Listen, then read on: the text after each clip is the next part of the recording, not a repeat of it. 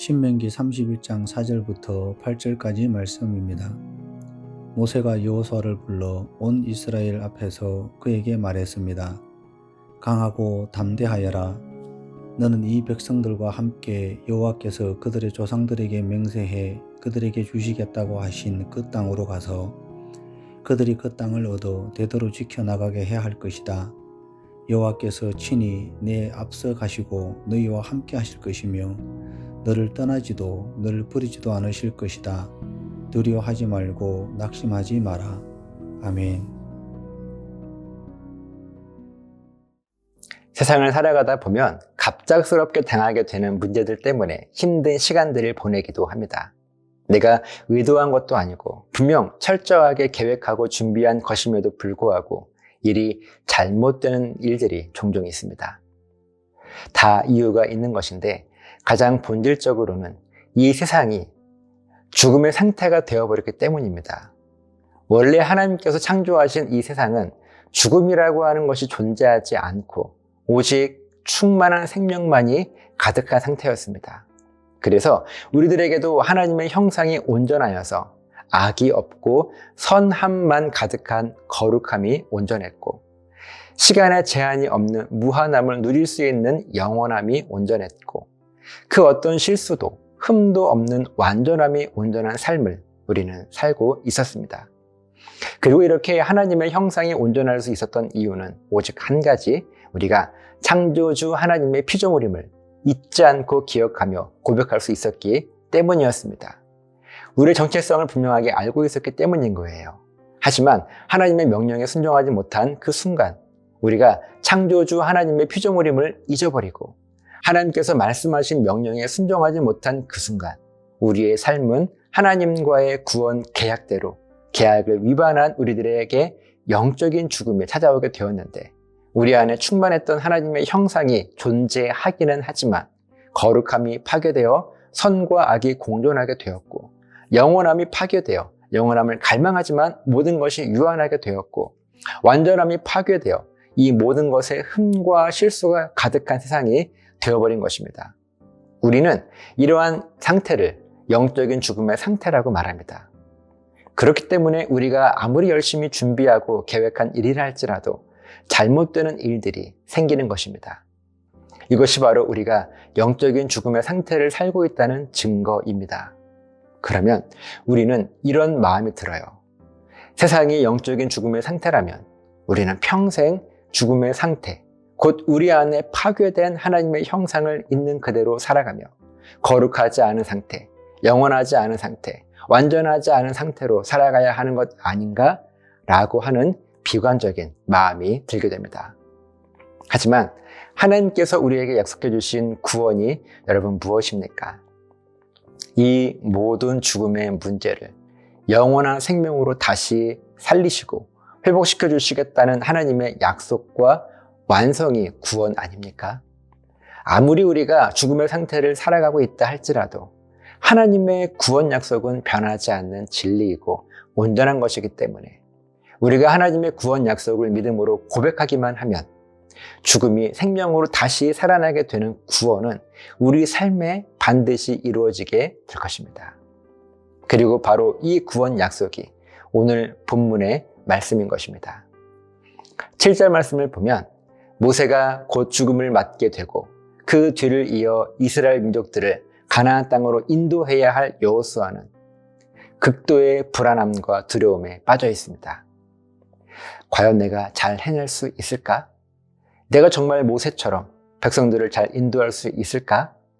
이런저런 고민으로 두려움에 빠진 여호수아에게 하시는 하나님의 구원 약속이 바로 강하고 담대하여라 라는 하나님의 격려였습니다.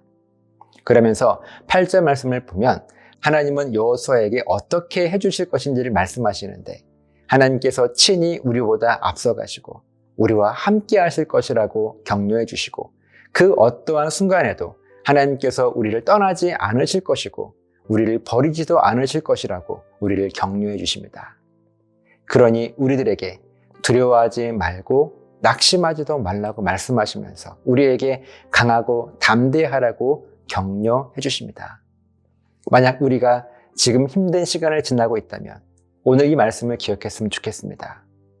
우리 하나님께서 친히 나보다 이미 앞서가셨고 이미 나와 함께 하시고 결코 나를 떠나지 않으시고 결코 나를 버리지도 않으실 것입니다.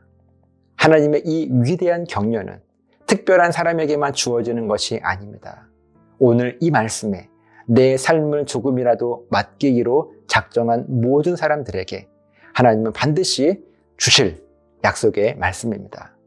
저와 여러분이 겨자씨 한 알만한 그 작은 믿음이라도 하나님의 위로와 격려의 말씀에 우리의 모든 문제와 아픔을 맡기기로 결단하기만 하면 하나님은 이 위대한 격려를 우리들에게 주실 것입니다. 저와 여러분들이 이 믿음의 결단을 통하여서 풍성한 하나님의 구원을 마음껏 누리게 되시기를 예수님의 이름으로 간절하게 부탁을 드립니다. 기도하시겠습니다. 하나님의 위대한 격려가 우리 앞에 놓여 있습니다. 우리가 믿음으로 결단하기만 하면 이것은 내 것이 되어 내 삶의 풍성한 하나님의 구원을 누리게 될 것입니다. 하나님의 이 위대한 격려가 멀리 있는 것이 아니라 우리에게 가까이 있어서 늘 경험하게 될 수 있도록 우리를 붙잡아 주시옵소서. 감사드리며 예수님 이름으로 기도합니다. 아멘.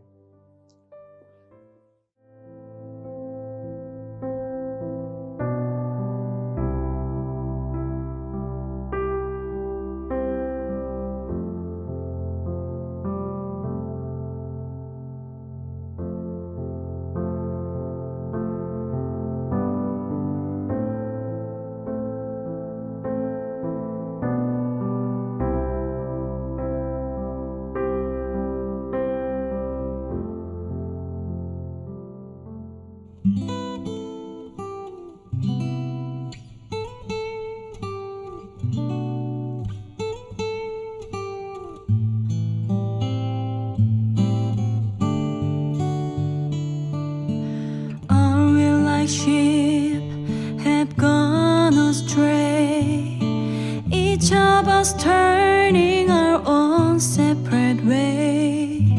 We have all sinned and fallen short of your glory, but your glory is what we desire to see, and in your presence is where we long to be. Oh Lord, show us your mercy and grace. Take us to your holy place. Forgive our sin and heal our land. We long to live in your presence once again.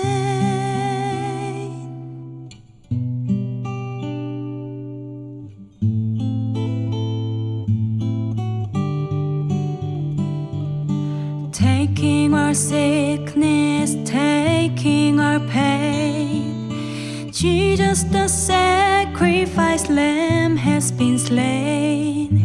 He was despised, rejected by man. He took our sin.